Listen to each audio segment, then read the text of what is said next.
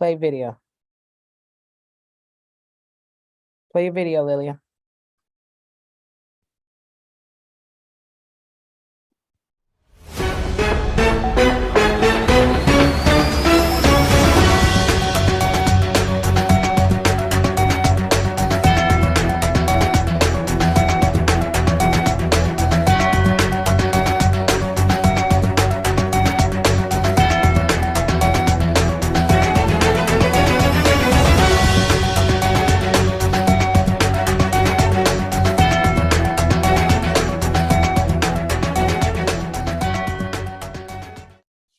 Good evening, good evening, good evening. This indeed is the day that the Lord has made, and we are rejoicing and being glad in it. I'll open my mouth to the Lord and I won't turn back. I will go, I shall go to see what the end is going to be. Somebody said, that sounds like worship. Well, no, it is worship, and no, it's civics.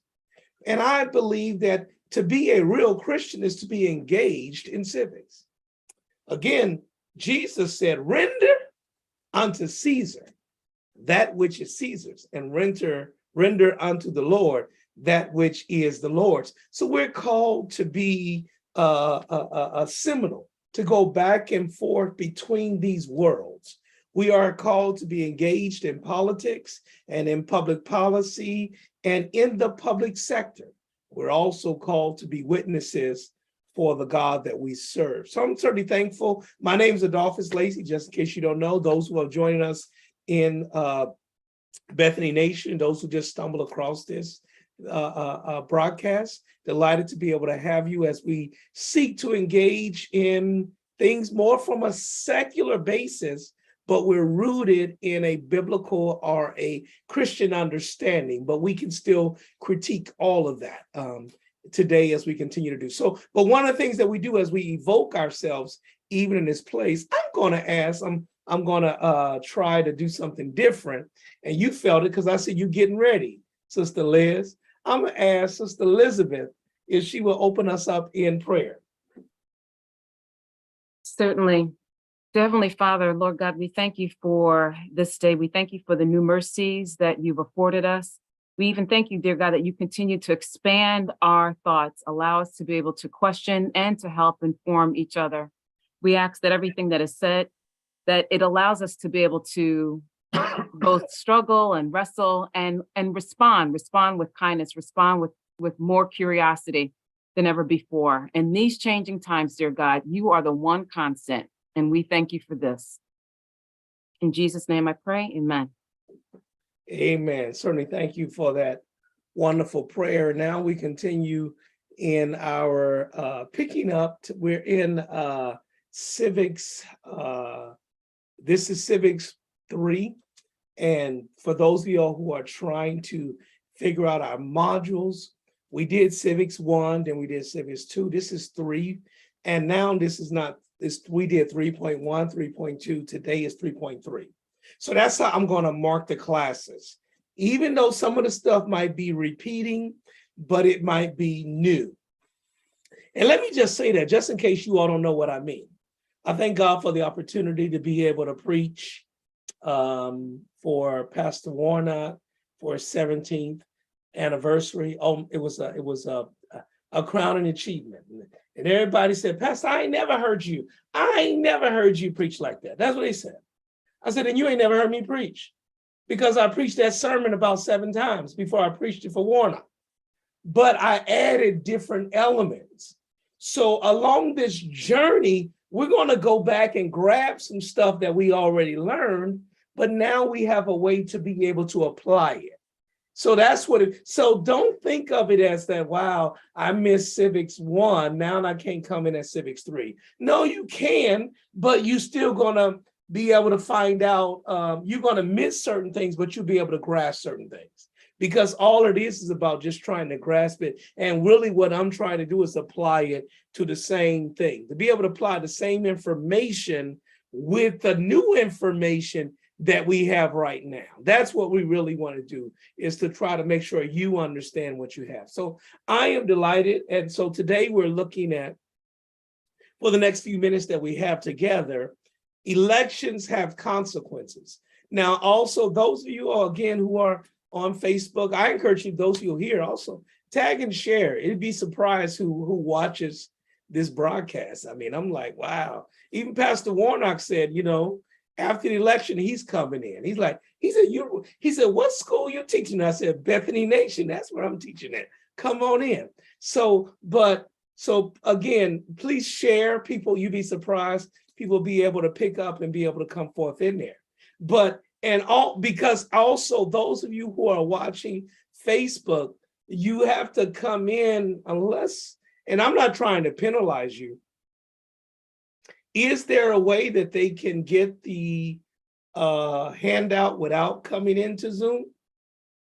No. Right, no. So it ain't the way I designed it. Mark Zuckerberg or whoever created Zoom, they designed it that way. So again, if you want the syllabus, please come in. Don't call my church and leave a message for me. How do I get it? I just told you how to get it. Come in, then you can go back out. Come in, grab the syllabus, then go back out. But what I want to say on my syllabus, or more importantly, on our handout and in our election guide, the title is Elections Have Consequences. And it's a question mark. Because many of us think elections don't matter. Many of us think that elections don't matter, but actually they do. So they have consequences, but that's why I put the question mark. Because if you believe that elections have consequences, that will guide our efforts, that will guide the things that we need to do. That will guide what we need to organize around if elections have consequences. If it really don't matter, then we don't have to do our research and we don't have to be able to vote. I went and got my hair cut, and I was in Atlanta, and also I was in Orlando. I've been in 3 cities, Mount Vernon, Orlando, and Atlanta. And I ran into young people that says that that said to me their vote doesn't count. And if I'm talking to them, that meant they meant something to me. This was my family. My family was, well, Uncle Lacey, why I need to do this? Cuz why I want to do that? That's what I heard. Nephew, you crazy. And so in that regard, I believe in how I pastor. If my cousins, if my niece, if my uncle said it, I believe your uncles, your nieces, and your nephews are doing the same thing. That's honestly what I truly believe in my heart of hearts, that it really doesn't matter. And then even to see the shade that is against Black women, that Black women done got too much already. Down in Atlanta with Stacey Abrams, to be able to say that we got a Black vice president woman, we got a Supreme Court justice, Black woman, and now you want us to have a Black, when the men gonna get a chance? And I know you heard it, and you lying to yourself if you did not hear that. And that's, or you did not want to hear that. And so my point is to be able to say is elections do have consequences, regardless to what people are saying or what they don't want to say in that regard. And so now, since we're looking at that, I want to review what we touched upon last week in terms of the New York City residents will vote on the proposal amendments to the New York City Charter. And I do this not because my member and my friend and my sister, Jennifer Jones Austin, is the chair of it, but it is the first in the country. It is a phenomenal opportunity. And that's the point when you look at these referendums that can be on the ballot and we don't understand what we're voting for. And sometimes they can be good, sometimes they can be bad. It depends upon how things turn out. You are aware we have ranked choice voting because it was on the ballot. I know people in my church that voted for it and didn't know what they were voting for. And you know what they didn't know? Because Pastor Lacey did not have civics. If I had civics before then, I would condemn them. I'll take their breakfast, I'll take their lunch and dinner and put them in solitary confinement. No, I'm joking. But the truth of the matter is, I really did. We had not started our civics class, but people were honestly telling me when the election came, oh, this is what I voted for. So sometimes people vote yes on everything else. And then instead of no, because they think yes is affirmative. But remember, in Kansas, they went and changed the narrative regarding should the Constitution should not be changed to give women the right to be able to choose. So in that regard, you were voting no to say yes instead of voting yes to say no. It's trickery that takes place. Deacon Lorraine Williams, yes, ma'am. Pastor, didn't you have a session on choice ranking? You so good. You did? Yes, ma'am, I did. But okay, I just want to make sure I'm not real slow. No, you're not that slow. But I'm saying I had it after it was adopted and it won. So we didn't have it when it was on the ballot. We had it after it was already approved, and these are the rules that we are agreeing to. And then I sought to tell people what was going on. And then in that situation, that's when persons told me, well, I voted for that. I didn't want that. I didn't know what I was voting for.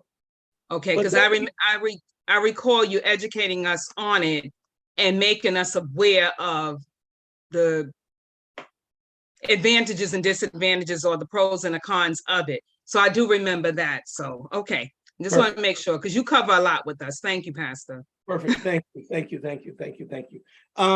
To my orchestrator, when someone talks, if we can certainly highlight them, because I'm still highlighted. Lorraine was talking, but it was me. Because sometimes when somebody's talking, I can grab a piece of paper and a pen and write something down in that regard. But so we can just make sure that we keep that up. So in that regard, thank you very much for calling attention to that, Lorraine. But again, that was after the fact. And now what we try to do something is before the fact, is that there are going to be 3 ballot, and they're long. It's long. Let me tell you what, it's long. And if they had talked to me beforehand, I would have said, y'all got to simplify this.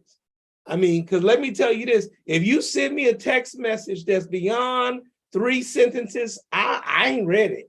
I don't know what I agreed to. So my yes might not be yes and my no might not be no, because I didn't read it all. Am I right? Am I the only one? Brenda, am I the only one? Thank you very much. I mean, because some people like, oh, it's a text. That's like, Pastor, are you available to go? Yes or no? But then, because if you're not, then the next time, if they keep on going, then they let me know the cost was $750. I didn't know, because I didn't have the capacity to read to the end. So again, I want to hit these questions again for us as we dive into today's discussion. So again, New York City residents will vote on proposed amendments to the New York City Charter. This will be the first in the nation that we're able to do regarding the subject matter. The first ballot question will be to add a statement of values to guide the government. And that's called a preamble. Anybody know what a preamble is? Come on, Chris. I knew you were coming. Well, I guess preambles is basically like, I guess, I want to say it's like a mission statement or something of some sort. Yes, it's a mission or a vision statement that guides what is to follow. And so if you start out saying we the people, then that means the people have to have a voice all throughout it. That's what they have to be able to do. And so what they're wanting to include in this proposal is to be able to argue for a just, and we believe in a just and equitable city for all. That's how that thing starts. They want to put that in the preamble. Yes, who's that, Gary? Well, Chris, go ahead. Oh, I was going to say, if that's the case with any preamble, then the preamble to the U.S. Constitution probably should be thrown out. Oh, absolutely, because it focused on men. Absolutely. And so, because sometimes we can be so involved in historicity that we don't want to change nothing like that. That's what we want to, but you're absolutely right. People get mad when I say mother, father, God, or when the text says man and I say human. It's like, just think about this. If you are a woman and all you're hearing is man, man, man, man, man, and you don't think that affects your psychology, that's a lie. Do you know the other day, I grew up, I used to like the Dukes of Hazzard. I did. Perhaps I just like Daisy Duke because I didn't like Bo and Luke Duke. I like Daisy and her Dukes. So I did. I was a little boy. I'm just telling the truth, y'all. Let's keep it real where everybody can understand. But then the name of the car was called the General Lee. And we watching this stuff. And then it has a Confederate flag on front of it. And that's when I was younger. Then in my middle ages, then I fell in love with another car, Smokey and the Bandit. And then when you look at Smokey and the Bandit, on his license, on the Bandit's license plate is a Confederate flag. And we have no idea, and we're socializing us to be able to accept those type of normative behaviors. That's why I teach civics. That's why I want to let us know, no, it's not acceptable. And it is important for us to break those chains to say, oh, it's harmless. Okay, wow, just don't. I'm gonna do a Tarzan series in civics. Y'all hold me to that, to break down how Tarzan coincides with trying with the aspect of decolonialization of Africa. When you see this, it's going to be good. Maybe that's finally my book. I don't know. But when you see these correlations, they're scary and they try to tell us that we don't need to know them, but we've been socialized to see them and accept them. Come on now, you got a brother that did that. I know you do. Or a husband. So, and then who could forget about racist Popeye on Asians? Oh my God. When you watch the old Popeye stuff, that's Popeye the Sailor Man. So nonetheless, you're right. So we first of all understand what a preamble is, as Deacon Beckwith has shared with us. It is to set forth an overall vision statement as to what we wish to do.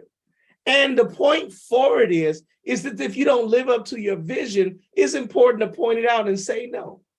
And that's what to blow the flag on it. So again, our vision statement is to be a vibrant and relevant expression of the presence of Jesus Christ. In other words, that's what we want to do. To be vibrant, that means to have energy. To be relevant, that means to be engaged in things that matter. So if somebody want to say, what does Jesus look like? They should be able to go to Bethany Baptist Church.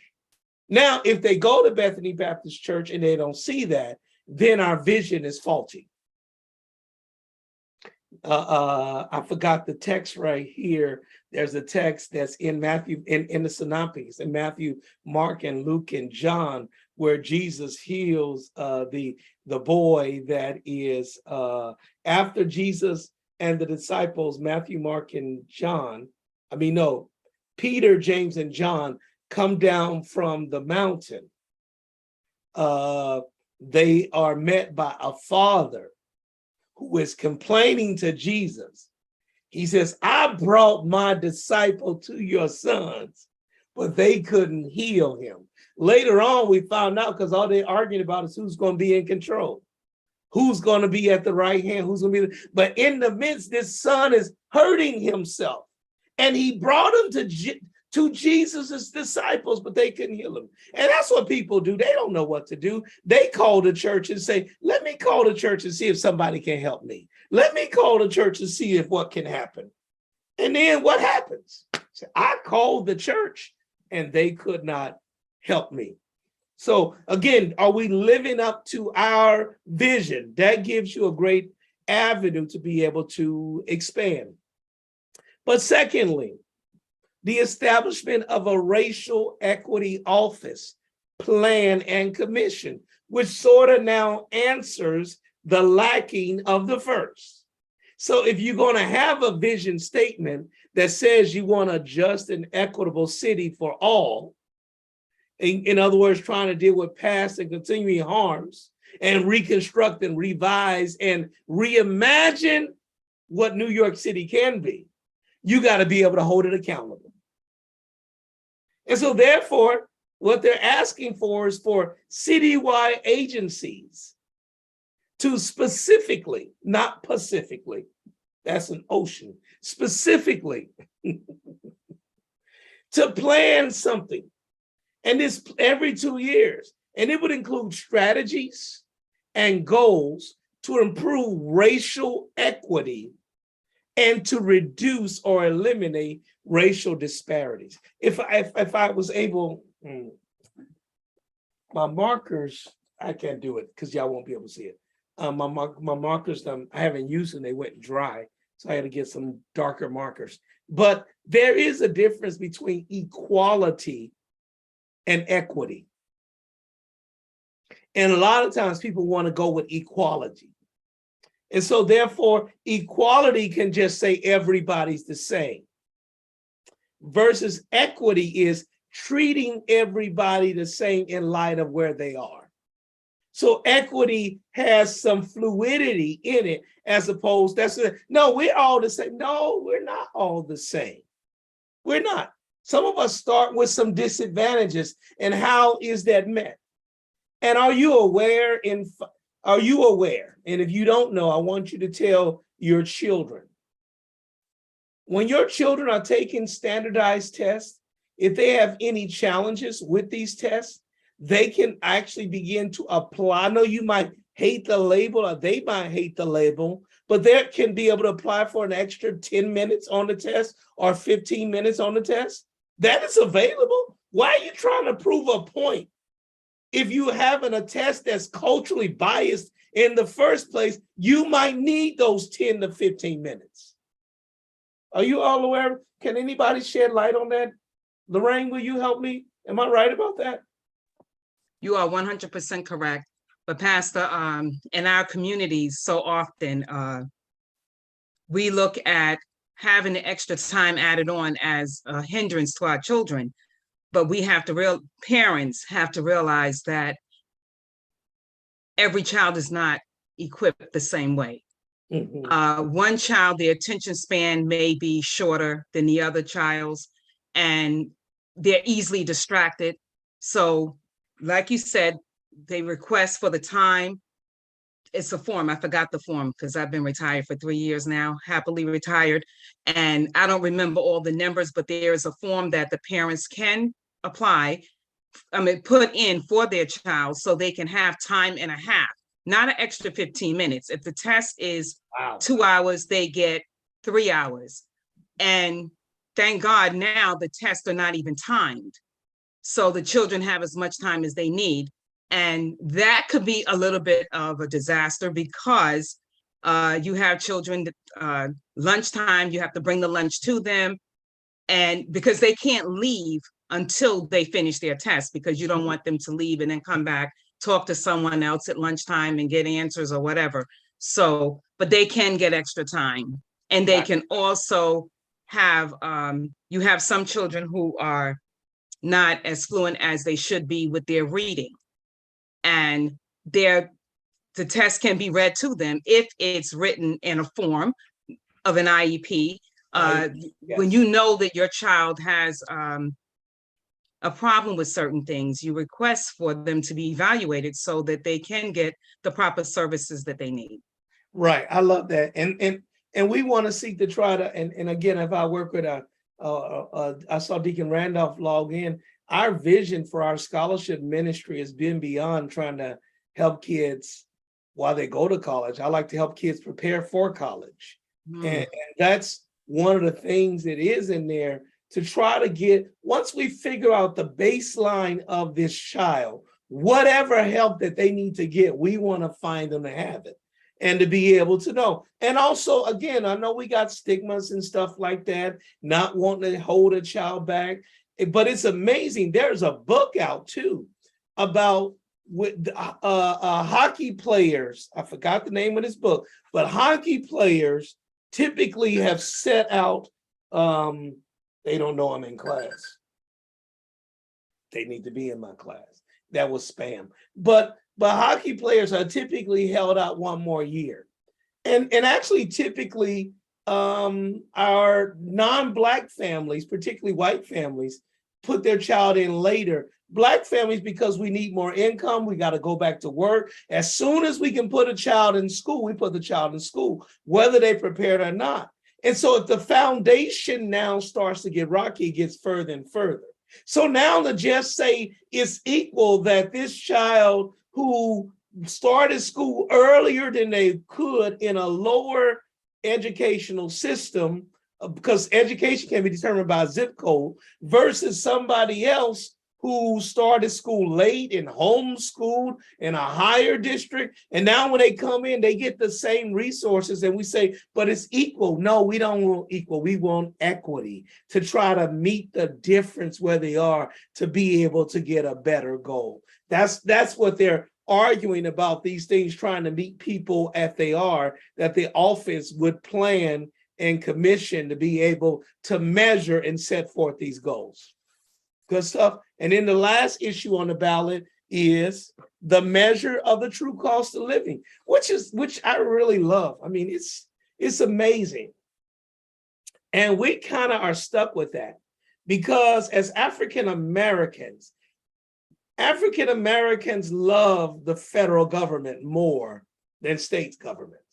African Americans typically do not like the mantra states' rights, because it's been the federal government that was able to integrate Arkansas or integrate Mississippi or integrate Kansas. That it was the federal government stepping in. So historically, it's the federal government with the voting rights, with the civil rights, with the housing rights. That's the big three. Okay, 64, 65, 68. You in my class, you should know those. If I say 64, that's the Civil Rights Act. 65 is the Voting Rights Act. 68 is the Fair Housing Act. Those are the main acts of the civil rights movement. And the sad component when you do the history of our people, it stops there and then it goes to Barack Obama becomes president. I dare you look at a timeline for our people. That's scary. That's scary. Just take a look at it randomly. Not while I'm teaching, though. Please don't, not while I'm teaching. Not while I'm teaching. So you have those components. And the challenge that we have by liking a federal government response is by having a federal minimum wage or a federal cost of living. You and I know, if you lived in New York all your life, you don't know. But if you've been in North Carolina or Virginia or Kansas or Ohio and moved to New York or moved to California, these coastal cities, the cost of living in these coastal cities, i.e. blue cities, costs way more than living in rural America. Yeah, am I right about that? Was somebody want to challenge me on that? So if you have a person who gets social security income because they cannot work, they get the same amount, whether that's $814. They get $814 if they're in Kansas. They get $814 if they're in New York or New Jersey or North Carolina. It's the same amount, but we know it doesn't go the furthest. It isn't equal. And can you believe they know that they study that, but we can't get nothing past to try to equalize it, to try to say, to make it more fair and equitable. And so what they're trying to do with this proposal is to say, what is the true cost for a person to live in New York City? We will then use that resources or that information to lobby with employers about what a base pay would be, to be able to tell the federal government about what type of assistance would be. Because, you getting this money and $814, you still can't even get a studio in New York City.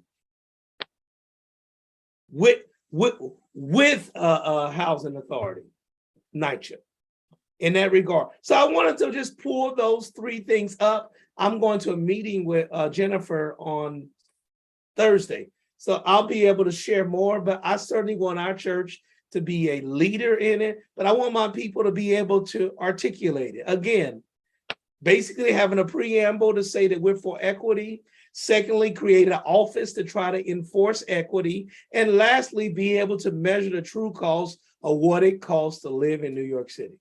And just think about last point, and then we'll keep going. It's 7:30. To look at the cost of living, because your little smart kids, when they get so tired of you, don't they think they can get a job and live on their own? They have no idea what the cost, and then they still want cable.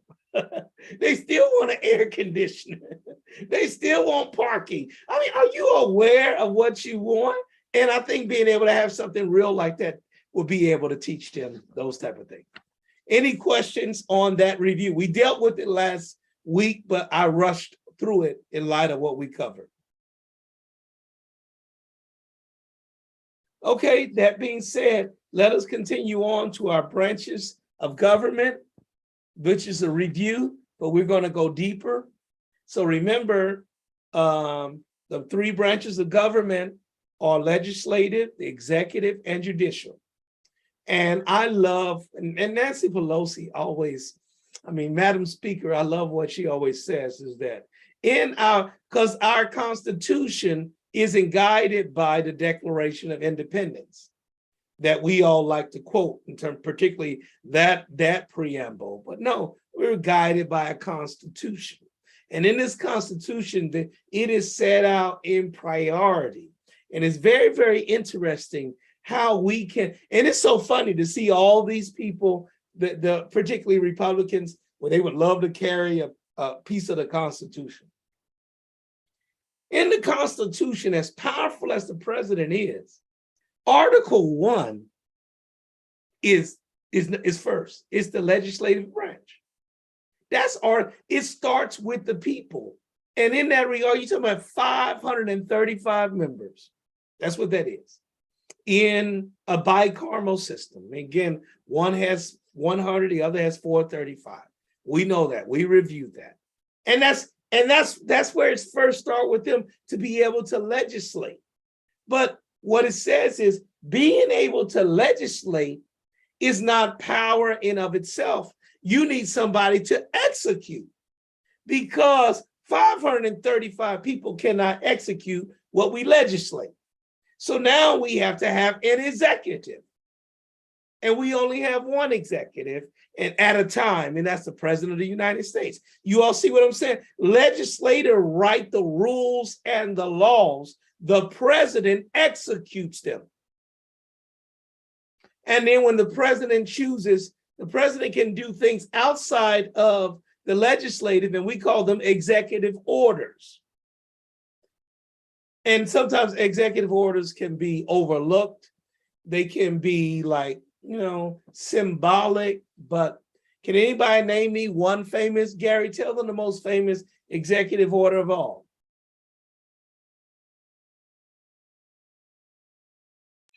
Now you put me on the spot. I have to think of which one you're thinking of specifically. The most memorable of all. Oh, the Emancipation Proclamation. Thank you very much. I know you knew that. The Emancipation Proclamation was an executive order. And ironically, it was an executive order that freed slaves in states that were freed enslaved Africans that were in states that were in rebellion against the Union. But if you were in the Union, you weren't free. I mean, it's just, see, those are little nuances. When your little friends say, Abraham Lincoln freed the slaves, Abraham Lincoln ain't freed nobody. Not with that, but nonetheless, that executive proclamation provided strength and encouragement and love and power for people to fight to free themselves as they were in the midst of fighting the war. Because the Emancipation Proclamation was issued in the midst of the war. It wasn't issued before the war, and it wasn't issued after the war. Because and this is the challenge that I'm working my way through, because it's the 13th, 14th, and 15th Amendment.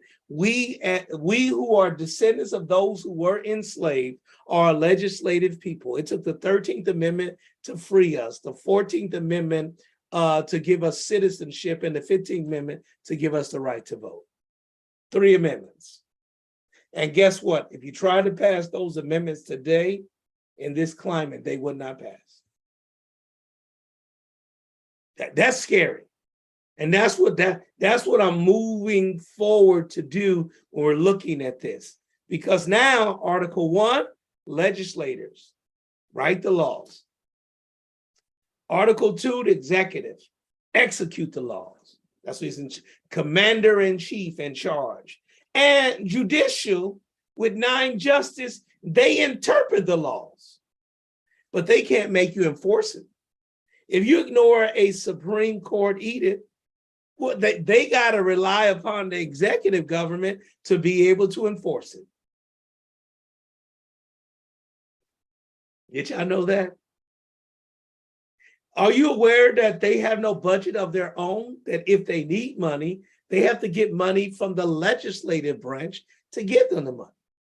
But right now, we are in the midst of the most powerful form of government, Supreme Court judicial, 9 justices who are able to determine the fate of this country. And they ain't even in charge of their own revenue source. And they cannot even enforce their own decision. React to me.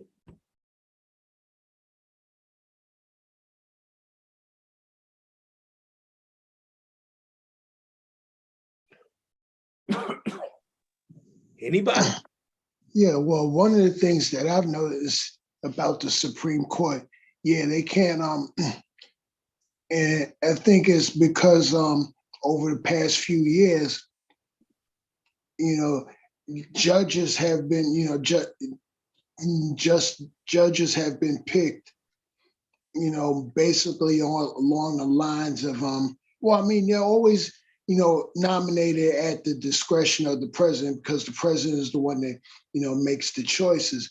Although it is the Senate that does, Congress does have to approve it, in particular the Senate, they have to approve it. But, it's basically, whereas before, they probably did look at the qualifications and everything, and it wasn't necessarily it's more ideological now, because they actually want to confirm somebody that's, thinking more along the lines of what the majority of that body is thinking. Okay. All right. And again, I love it. I tell everybody, all I'm doing is trying to pull out certain stuff, because I know each one of you are smart enough to remember these things or have read these things. But it's got some of the stuff what Deacon Beckwith has shared is in the handout. And I just seeing the note that those of you on Facebook, you can go to our website and download the handout. Okay, you scared to come in class, but you can, though you're online, I'm glad you're online, but you can see the handout, the information that Pastor Lacey is sharing, because most people don't download anyway. That's why I still ask these questions. So when we look at the Supreme Court, we have 8 associate justices and 1 chief justice. If you ain't looked out the sheet, can we name them? Can we say who is the chief justice? Justice Roberts. John Roberts is the chief justice. Who was the previous chief justice? What's his name? Started with an R. William Rehnquist. Rehnquist. There you go. They serve till they go off, even if the party changes. So, okay, so we got John Roberts. So we got 1. So now we need 8 more. So who is the longest serving Supreme Court justice? Oh God, Clarence Thomas. Look Clarence at John. Thomas. I love you. I got John. So now we got 2. So all we now need is 7 more. Who are the final 7? Elena Kagan. Okay. Mayor. Mayor. Samuel Alito. Okay. Kataji. Kataji. Okay, Kataji Brown Jackson. Neil Corsia, with whatever that man's name is. The first one that was Trump Neil got. Gorsuch. Brett Kavanaugh Brett and Kavanaugh. Amy Coney. And Coney Barrett. Amy Coney Barrett. Yeah. So you all named them all. And again, it's important for us to be able to know. But I love what Deacon Beckwith has said with us is that justices are nominated by a president who was elected by an electoral college. Again, a vestige of slavery. Electoral college, therefore, equals the number of senators, 535. Person got to get, what, 272? Am I right, Gary? Is it 272? I think it's just 270. 270. Okay, thank you. That's because I ain't good with math. I'm good in history, not math. So it's 270. That's what they need to be able to win. They came up with this process in that regard. So that's what the Electoral College is that we have dealt with.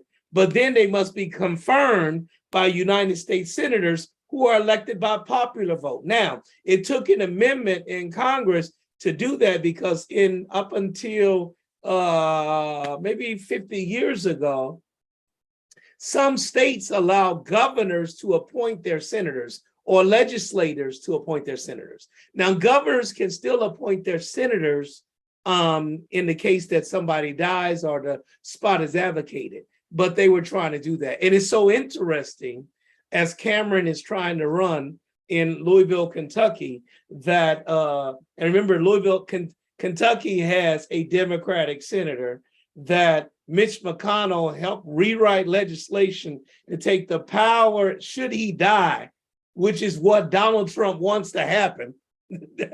Donald Trump gave a wish that the minority leader would die, that the state legislature would decide who will replace him and not the governor. I mean, these are these things that began to take place. And all of this stuff is going to feed in, so please stay with me. So, okay, justices are nominated by a president who is elected by an electoral college, which is the vestige of slavery. It's a stupid thing. And senators are elected right now by popular vote. Okay? And now, watch this. The confidence in the Supreme Court via the gold standard of polling, meaning they're typically right. Gallup is typically right. In 1973, people looked admirably on the Supreme Court with 45% of approval. By 1988, they were at 56. That's the height. 56% approval. And now, in the year of our Lord, 2022, they're at 25%. So here you have people that are now viewed at 25%. Hell, I think R. Kelly might make 35%.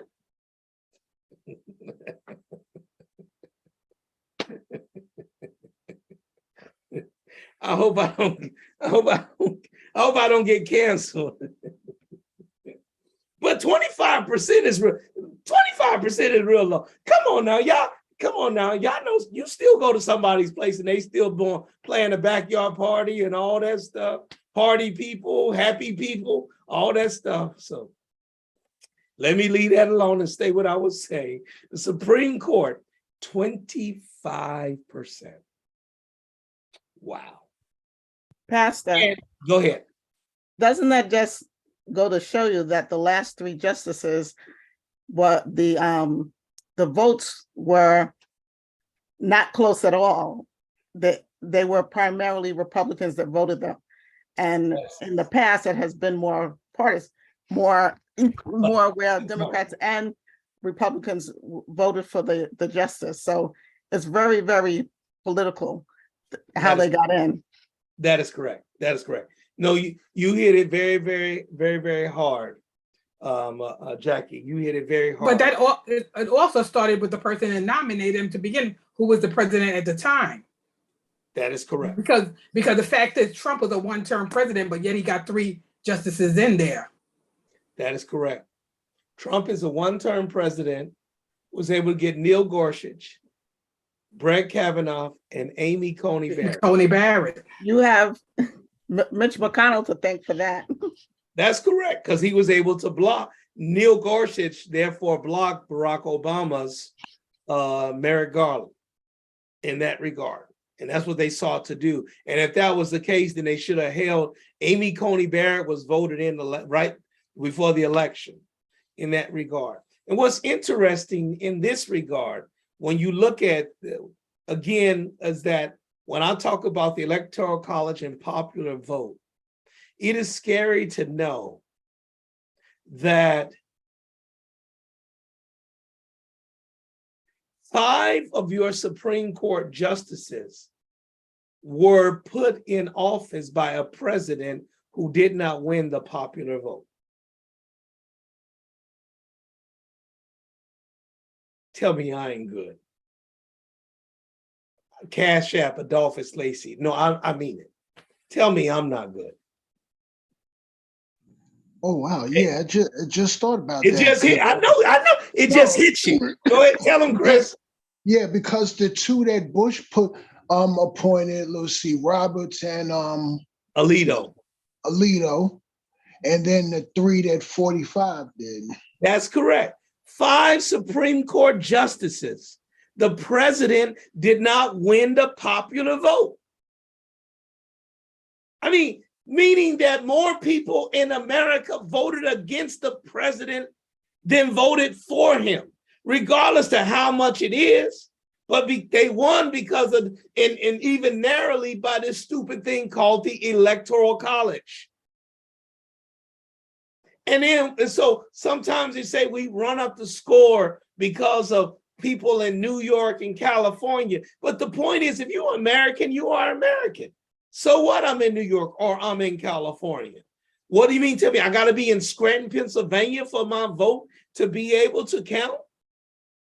But think about this. Here they are making decisions for the United States of America, appointed by persons who never got a popular vote. That's scary. That's scary.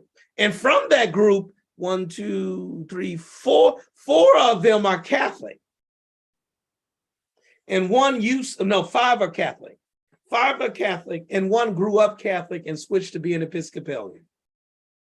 So really you have 6 Catholics. And then you have a Jew. You have 7 Catholics.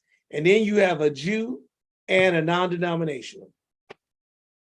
Now, Ketanji Brown Jackson, she changed her story. I don't know why. She said she's Protestant. I don't know what that means. Maybe she was afraid if she was if Adolphus Lacey was her pastor, he might have said something stupid. So she said, I'm non-denominational. So she's non-denominational. And Elena Kagan is a Jew. That's what it is. And so it's so interesting when I tell you those numbers dropped in 25, that's actually in response to the Supreme Court's decision about overturning Roe. But which is just scary. But yet you don't see Catholic priests out there protesting and doing none of that stuff. Oftentimes we can do events and Catholic priests are out there with us. This issue is an evangelical issue. But yet they ain't appointed not one evangelical to the board. Donald Trump could have got whoever he wanted to in there, but didn't put an evangelical. He put 3 Catholics. 1 a former Catholic is Episcopalian still.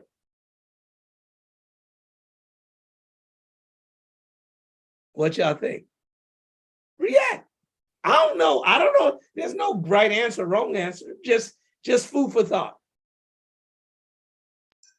Well, wasn't there an approved list of people who were considered appropriate for the? Yes.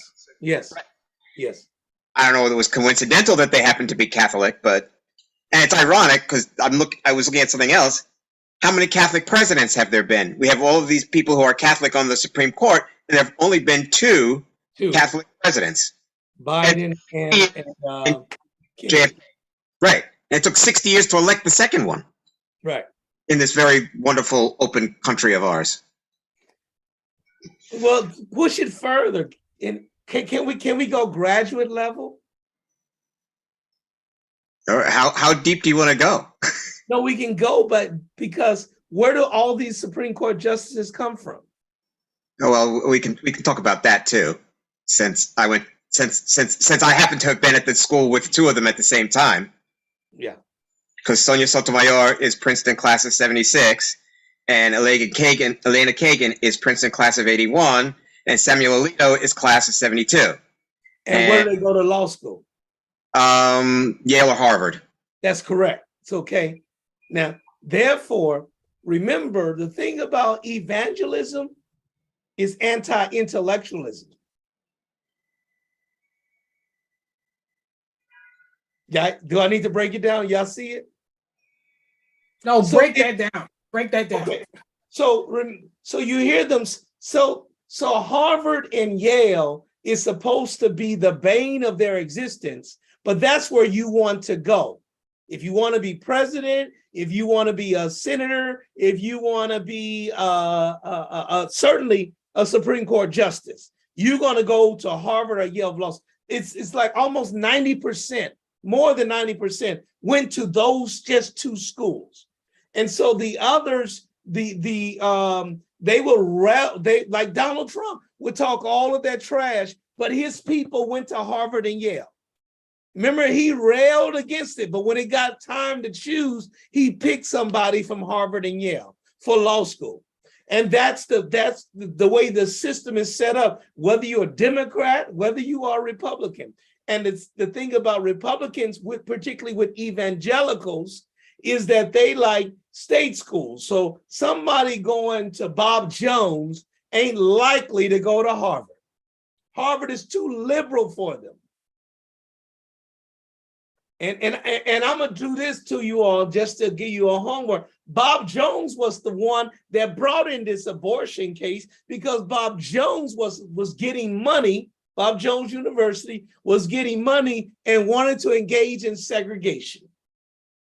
That you could not date you could not date somebody outside of your race at Bob Jones.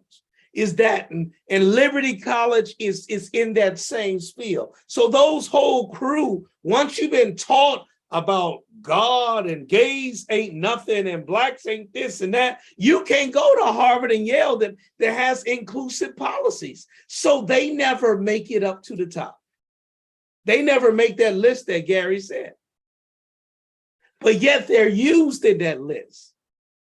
Because Catholics just talk about life and they can talk about the worker and talk about the immigrant, but you doggone sure ain't hearing evangelical talk about the worker and the immigrant. They're just talking about life. Yeah, is it just me? Do y'all see that disconnect? That's a good discussion. Come on in, Liz. I see you thinking. Come in.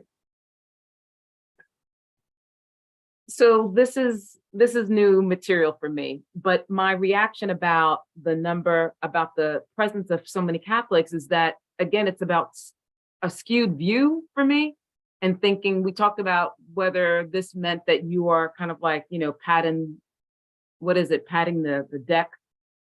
So if there was an agenda that Trump had, whether he agreed with them in terms of their credentials, he was pushing a certain agenda. And I guess that's what stood out for me. Just again, it's skewed, but I'm curious to see, what others think.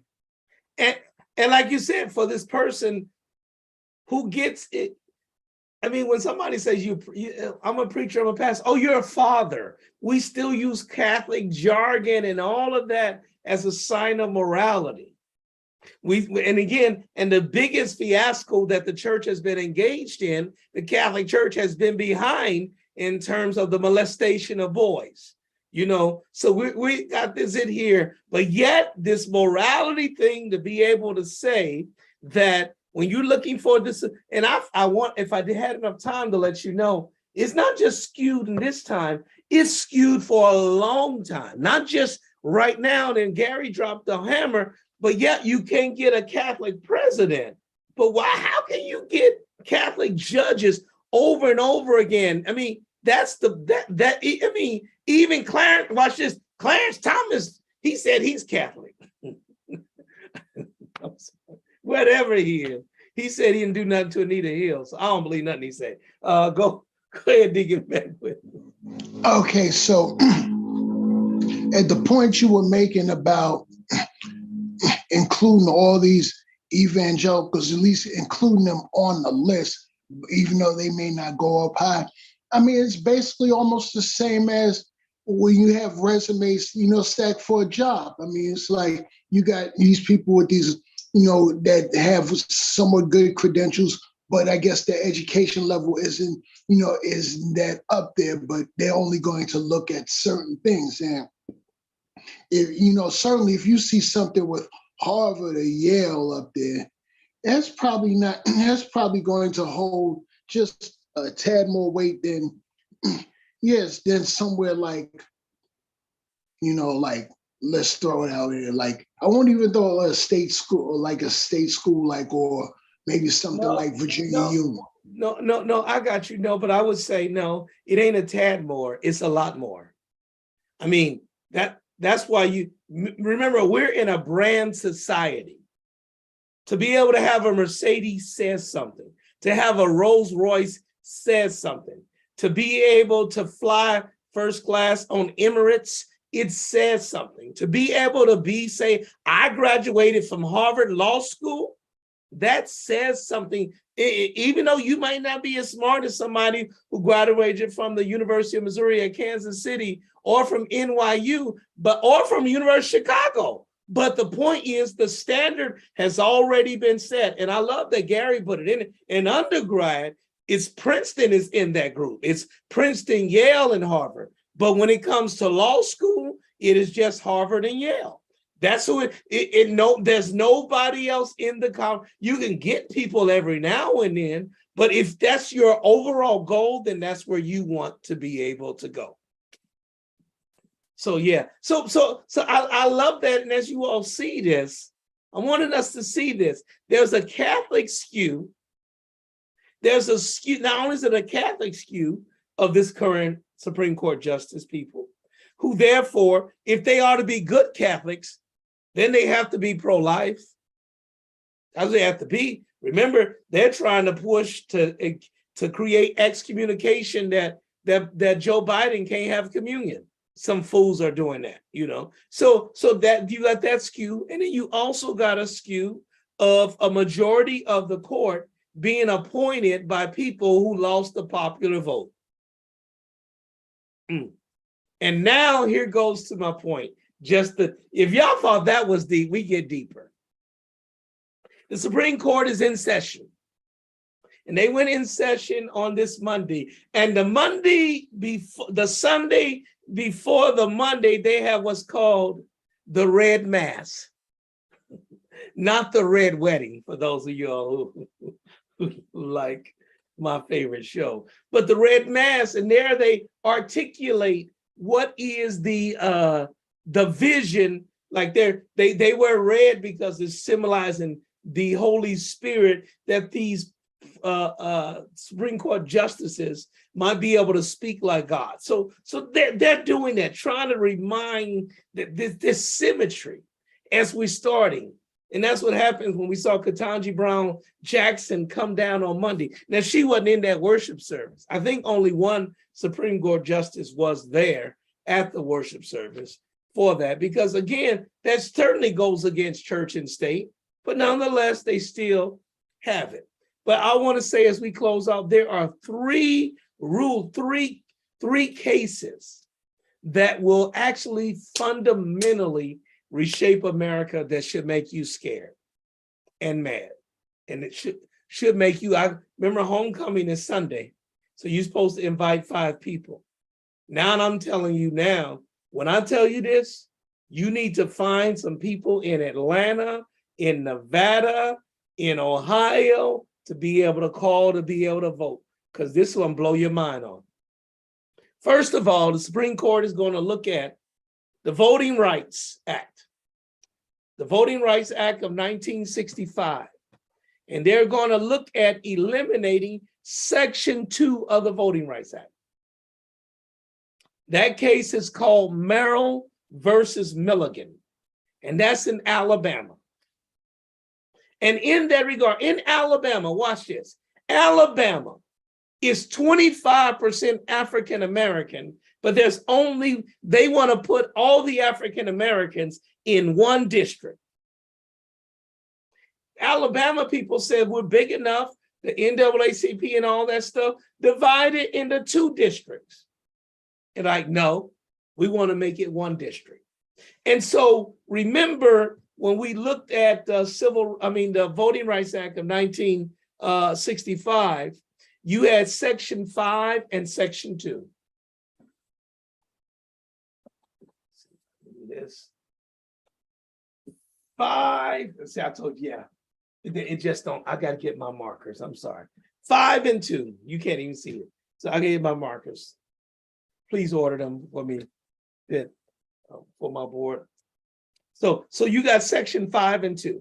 Section 5 was proactive, and that's where you got pre-clearance. In light of your previous history, you had to go to the federal government to ask for permission to be able to change the districts, to do anything, to purge the voting rolls, to do anything. That was gotten rid of. I told you all about on Barack Obama's watch. Not that he was in control of that, but that was the Supreme Court throughout Sheldon versus Holder. That's when that was thrown out. And again, we need to learn these days, like we know Roe v. Wade and Brown versus Topeka Board versus Education. We need to know this. You got to keep this in your spirit. Why? Because you're in Lacey's civics class. So you've been taught, you know better. So in this regard, that's what Section 5 was, and it's now pushed out. Section 2, on the other hand, was to handle discrimination after it happened. It was the enforcement mechanism, which says that the right to vote cannot be denied or limited by race. So it came in afterwards. And that's what the NAACP is trying to bring in. It says, we're being disenfranchised by race. And what they're saying is, no, race doesn't matter because you're infringing upon our race to save your race. That's what it is. Now, let me blow your mind on this. Sister Lacey and I were down, and I forgot about this. We were down and we did a civil rights tour, and I encourage us. We're going to, as a church, I think we're going to go to Charleston with St. Paul's. We're working to do something there, and we might still do something and leave Charleston and go some other places. But we did our civil rights tour, and we stopped in Mobile, Alabama, which is just the Mecca of stuff to see our story. And I pointed out to Sister Lacey a thing about the Voting Rights Act of 1965. And I told her it expires in 2031. And she said, what? Can I ask anybody right now here, did you know that the Voting Rights Act of 1965 expires in 2031?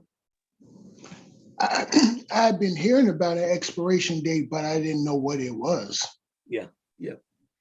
See, when they first did it, they renewed it to 2006. In 2006, watch this, which is scary. This is the hate that we're under. Under George, who was the president? I'm sorry, I gave it away.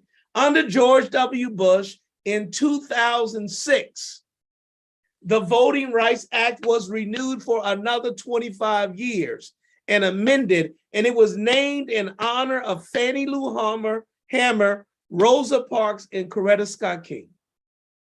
But it lasts to, it was on, because that's how you could get them to sign on. Because what they're saying is, by then the ills of our society might be corrected. So they didn't give it a generation, 50 years. They gave it a half a generation, 25 years. But oftentimes, many of us don't even know that these things are sunsetted.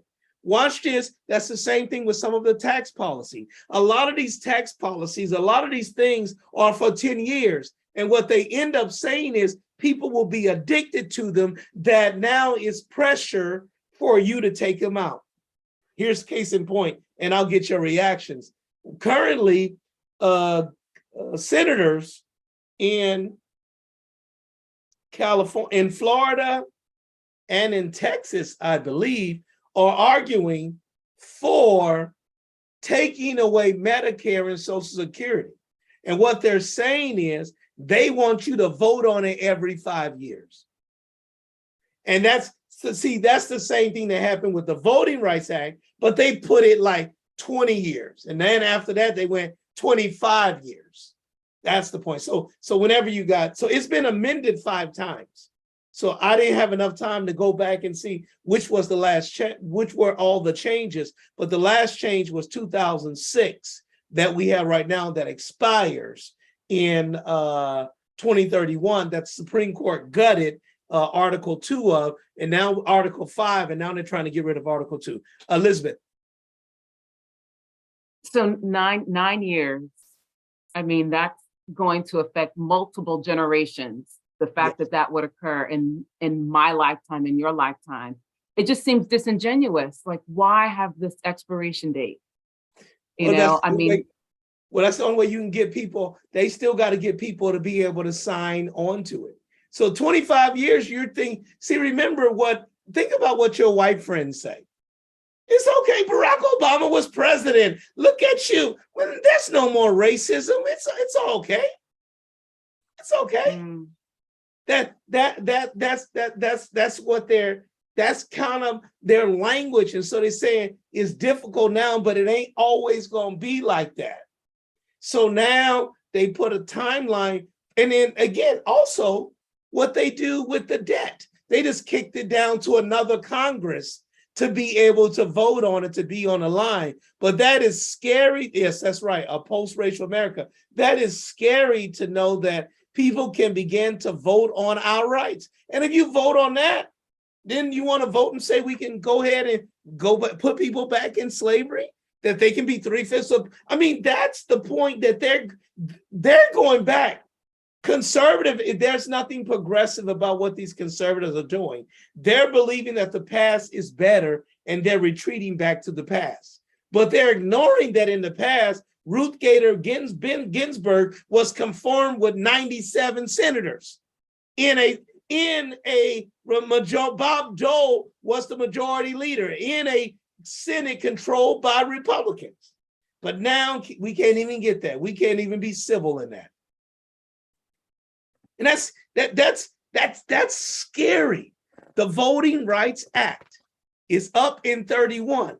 But before you get to 31, the Supreme Court is going to take a look at this case to say whether or not race can be used in terms of trying to create a district. Now, those of us know we went through some of this if you sat in any of the lectures that we did with the redistricting in New York, and race gets to be a factor. And what they want to now take out is race as a factor. And that's how you can guarantee, if you draw the lines, you can guarantee that you can have an Asian assembly member. You can draw the lines that you can have a Latino, that you can have an African American. And what they're arguing is like, no, that is racial discrimination. So now they want to just draw this line in Alabama that all the blacks are packed together. Instead of having 2 black districts, they only going to have 1, even though they're 25% of the population. Any more questions, comments regarding that one? Okay, that one will scare you. Now here's the second one. Overturning Gruther versus Bollinger. And in that is affirmative action. It's affirmative action. And I didn't get to find this fact. Gary, because you searching so far. tell me percent of Asian Americans, like when we look at our population, white, Black, Hispanic, Asian, give me that breakdown. So this is primarily bought by Students for Fair Admissions, and this against Harvard University in Massachusetts and against University of North Carolina.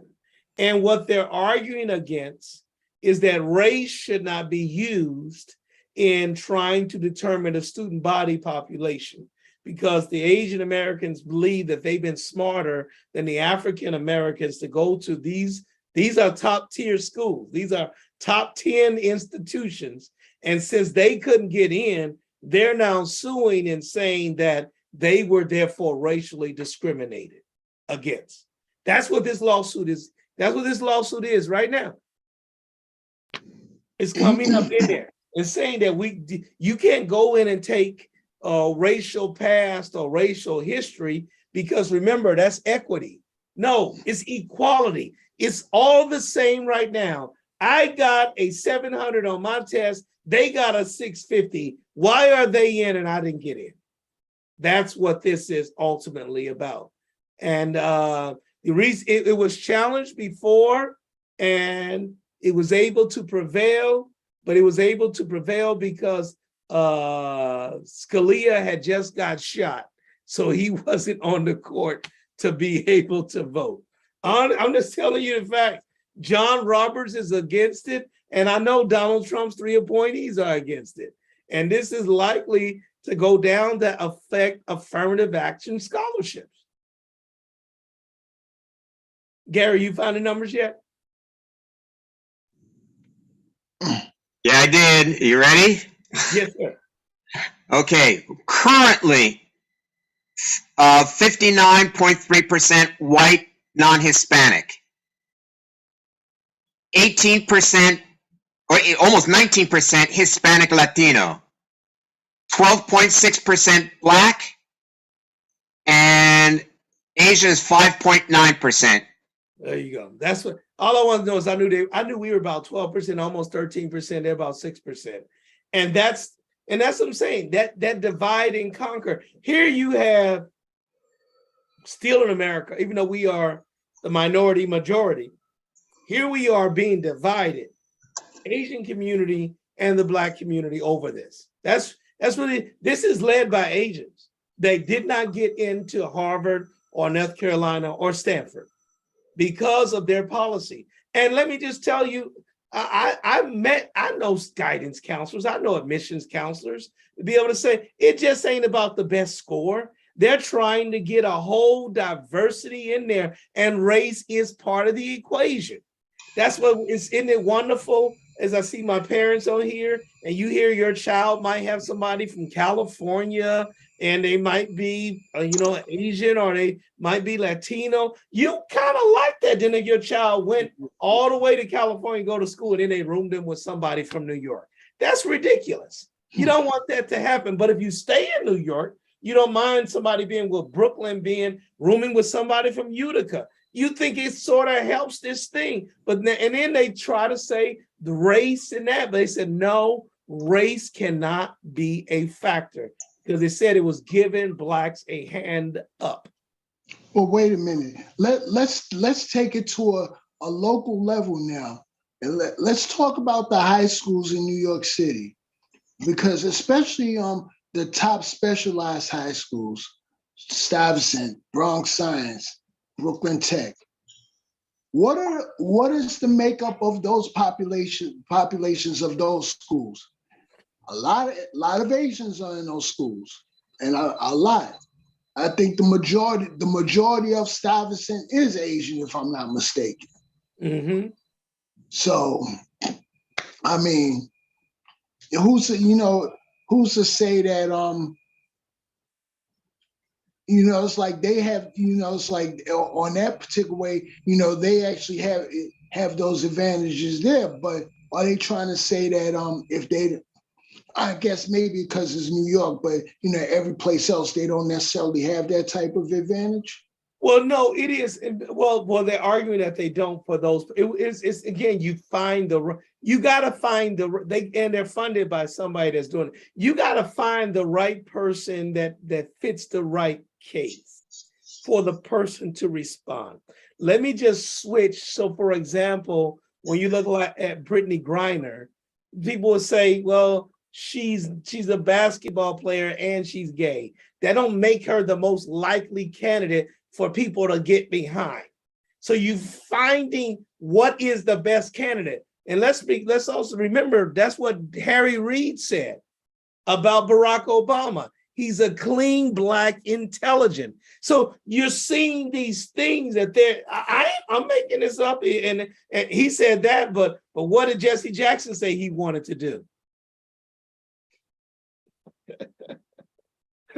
I just said it. So y'all know, y'all know what I said, you can do your research. But in that regard, what I'm dropping, what you said about those schools, I'm not that adverse in them, but I know those testings in there, trying to change those tests to go into those elite schools has certainly excluded a lot of people, a lot of African Americans from that component. And that's the same thing. And again, for whatever cultural reason, I ain't saying Asians are smarter, but Asians are certainly accelerating in that.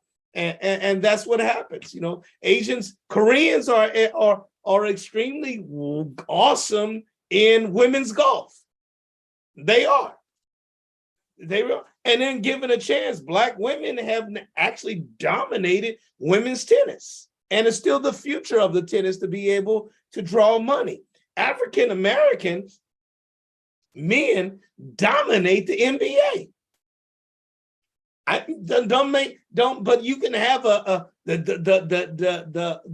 league player came from, I mean, what's his name? What was the league player, Chris? He came from, was he Denver or was he the Mavericks? Which white boy was it? It was the Mavericks. You talking about currently? Yes. Currently, Luka. I'm sorry, Anna. I didn't mean to play you. You know that's okay. That's okay. It's Luka. And just to add to that, Aaron Judge just hit his 62. Because you know sports, you pay attention. I love it. I'm in class, but I have to keep a watch on that. But that's why your screen is off. I'm like, I don't see Anna there. I would have called upon you. For those that know sports, and you can begin to see these different things. And looking at Aaron Judge, again, back in the day, those of us, I mean, some of your parents will be able to tell you when Blacks don't play baseball now. Baseball is a Latin American sport.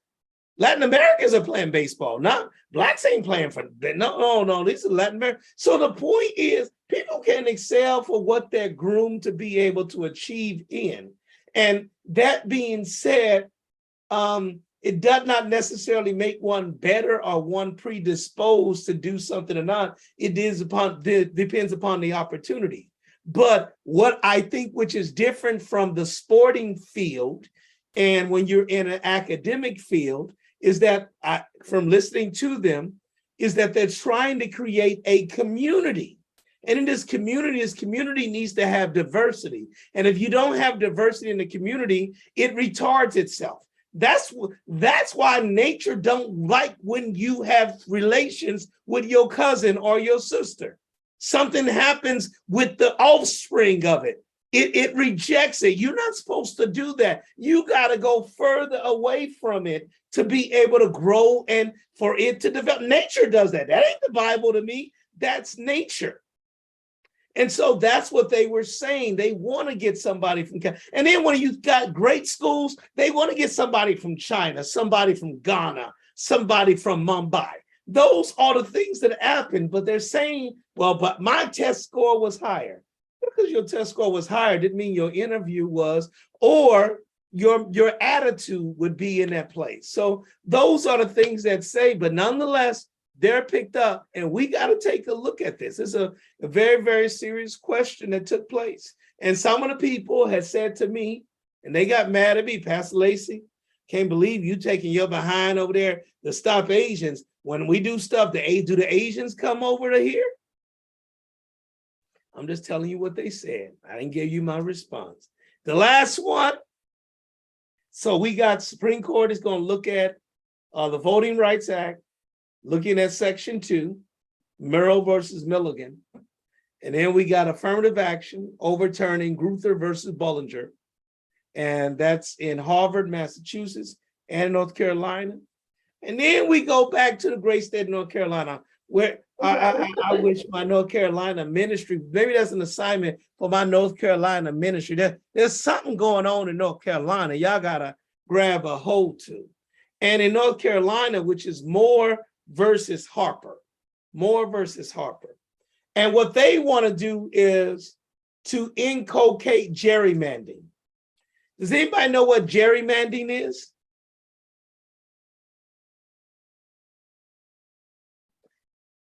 Gerrymandering is when you draw a district to be able to fit you. So you see who's there and you draw the district so that you're able to win.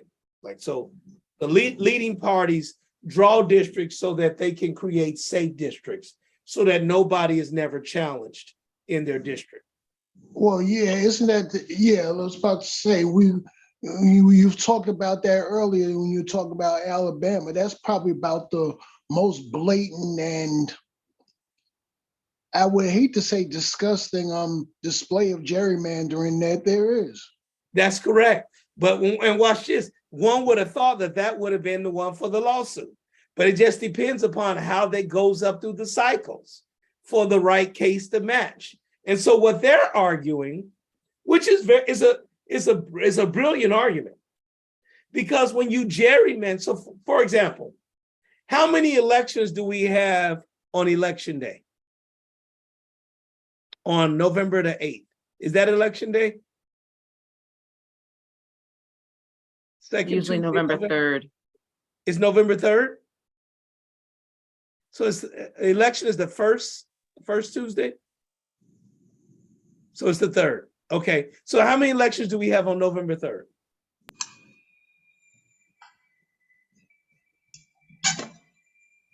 I believe election day is November 8th. Okay, thank you. Thank you. I said 8. So it's the 2nd. My bad. Okay, thank you. I ain't got the stuff in front of me, so that's why I go back. So it's November.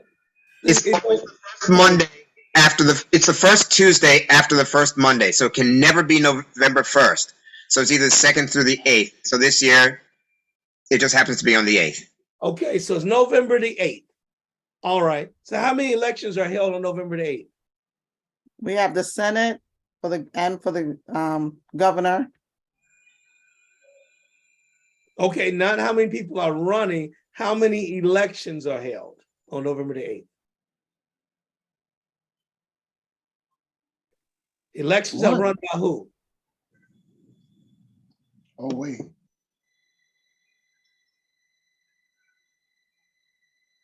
$50 because they're run by the states. Got it. It's 50 elections. It's 50 elections run by the 50 states. That's what happened. There are 50 elections that are run by the 50 states. And somebody said, what about the territories? Their votes don't count. So it ain't make no difference.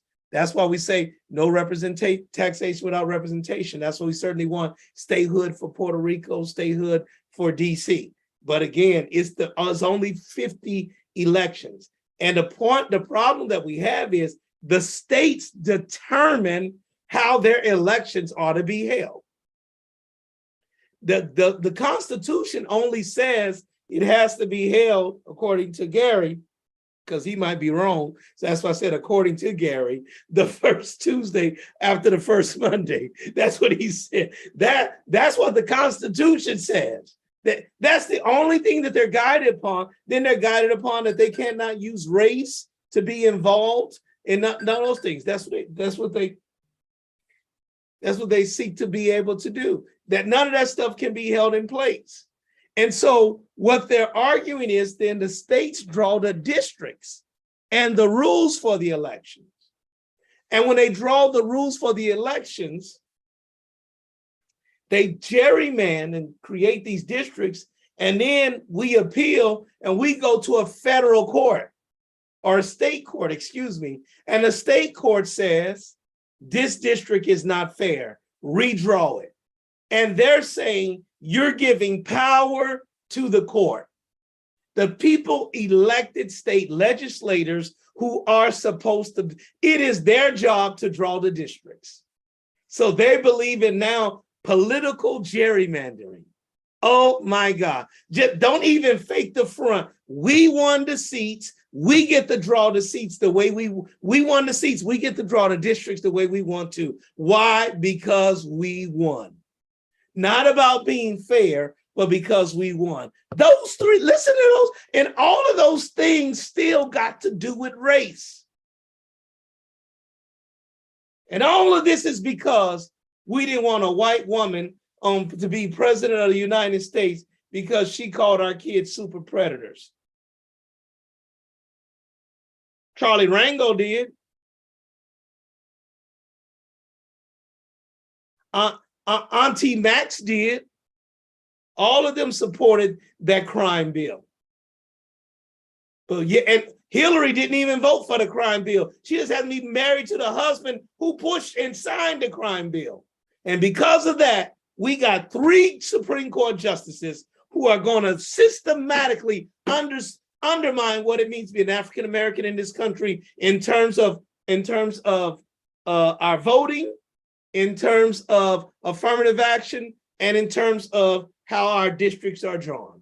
And that's going to happen in your lifetime before June of next year. That's scary. I gave you the facts. And all we got to, and the only way you can beat the Supreme Court, remember I told you, is to be able, see, the Supreme Court can strike down something, but if you got enough people in power, if we got a president, a senator, and a legislator, then we can write the rules, like we can inculcate these rules. See, when the Supreme Court kicks something down, what they're saying is it is unconstitutional based upon 1, 2, 3. Now the Congress then has a right to redo it or redefine it. That's what they get to do. Questions, comments, observations. Cash App, Adolphus Lacey. I told y'all that. This is graduate level here. I mean, Lily, you got money, you can Cash App me. Let's not play. Questions, comments, observations. So I certainly thank you all. Wow, we had a great discussion. Again, make sure you download the piece of paper or the paper that we have. It gives you good insight. And remember, you heard it here first. You see, they ain't gonna start talking about this stuff till next year when it start coming out. But you heard it here first.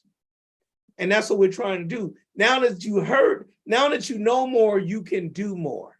And that's my whole point, is tell people you can't sit back and say that there's no difference between a Democrat and a Republican. No, there is a difference. There is a difference. I tell you what, a Democrat ain't gonna let you call your wife Coco Child.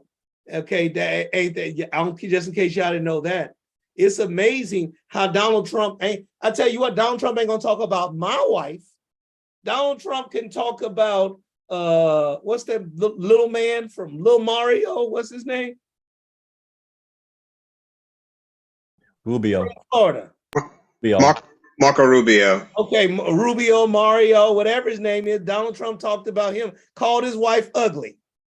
And he bowed and he kissed him. And Mitt Romney, Mitch McConnell, he called his an Asian slur, and he still ain't stand up. You ain't talking about just see how that's sickening. That's a cult. That's all. And I ain't got time for nobody. I'll lose friends. I'll lose family members. I'm not going back. This is crazy. And you got to be able to feel this energy to see what's happening. That's why that rhetoric is pushing toward a racial war. And in this racial war, again, infiltrating our police, the Oath Keepers, and half of those people that stormed the Capitol are school superintendents, are pastors and principals and police officers. That's crazy. Again, That's why I ain't got time to be. I love America because I'm a true American. It's these fools that are not. And that's what we want to blow the whistle on. So I'm thankful for you all. Let me be crazy as I can in this regard. Brian, let me just say, Brian Williams said something about, which I love. I can't find, I lost this quote. Oh, voting districts are being divided all over. Just here in Rokedale, Queens, the district has split into 3 voting blocks. And that's how you dilute the power. So we're seeing all of this. I want you to know, I thank you all, everybody online, on Facebook, on YouTube, on the website. Those who are watching right here, I got a live studio audience for me. Those of you who are here, give Pastor Pippa. So I thank you all for this opportunity. Tomorrow, in No Fake Out, we start If Grace Is True. So we'll look at the first 2 chapters, or actually really chapter 1 before we move into our experience setup. So that'll be there. And then we go to our prayer service at 7 a.m. only on Thursday. And then on Sunday is our homecoming celebration. I encourage you to invite 5 people. And some people laughed at me when they said, well, do I invite 5 strangers? No. I mean, you can invite 5 strangers and that'll be good. I prefer you invite. I look at Bethany's every Sunday. There are 5 people in Bethany that ain't been there since I've been there. Invite them. You know the people. Invite people that we haven't seen in a while to be able to come to go in there, that we might be able to celebrate. And we have a son of the church, president of our state convention, Reverend Dr. Robert Linden will come forth and bring a word. We'll have a great celebration, a reception. It's also going to be our name tag Sunday. So we're going to put name tags on. So when you say, oh, hi, Lorraine, you can see that name. So make sure you put your name on. Don't act like you're going to the hospital and just, I got it, hold it. No, you got to put that tag on so we can know who you are. Is that all right? Good stuff. All things being in order, I'm going to ask our executive pastor, thank you for the wonderful job you did in my absence on Sunday. I certainly appreciate you standing in the gap. It wasn't his plan. It wasn't his desire. It was God's desire to call me to Atlanta to preach, not to pastor. They sent me promptly back, but I'm glad my space was secure and safe by somebody that I trust and love, who is capable and able to do the job. So he'll close us out with a prayer and any final instructions that we might need that I might overlook. Thank you so much, Pastor. No final instructions, no final remarks. The pastor, God and the pastor, senior pastor, has spoken. Dear God, it's once more again that we bow in your presence, thanking you for sending us the very best that you had to send when you gave us your son, Jesus the Christ. And then once again, 8 years ago, in sending us one Adolphus C. Lacey. Dear God, we thank you for his heart, his mind, his spirit, and even his mind. We thank you for the time that he takes out to prepare and to share the information that he has discovered, that has been revealed to him, even in the spirit realm. We pray, oh God, that as we leave this space on this evening, that all of us will have a great night as we reflect on what we've learned. And then tomorrow we'll share what we have learned for those that do not know. We continue to ask that you will bless the households that are represented and bless Bethany Nation beyond this screen and beyond Marcus Garvey Boulevard, Brooklyn, New York, and the United States of America. Bless us throughout this evening that we might continue to be blessed and know that we have favor because you are God, our Father and our Mother. In Jesus' name we pray. Amen. Amen. God bless you. I'll see you all tomorrow. Good night. Good night, everyone. Good night, everyone. Good night. Good night. Good night.